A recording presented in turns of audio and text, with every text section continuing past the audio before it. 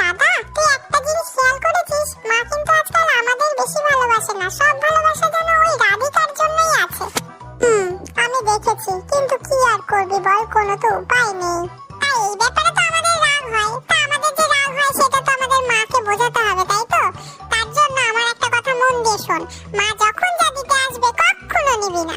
মা তাহলে সব বুঝে যাবে, কিচ্ছু নেব না। ঠিক আছে, তাহলে তোর কথাই শুনবো, মাই কিছুই নেব না। নন্দু, গোপু, কোথায় তোরা? ওই দেখ, মা ডাকছে দাদা।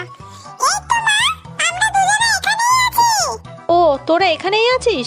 এই যে গোপু, তোর জন্য এই জামাটা এনেছি, দেখ তো পছন্দ কিনা। আমার জামাটা কিছু লাগবে না, আমার অনেক জামা আছে, তুমি জামা ফেরত নিয়ে যাও আমার।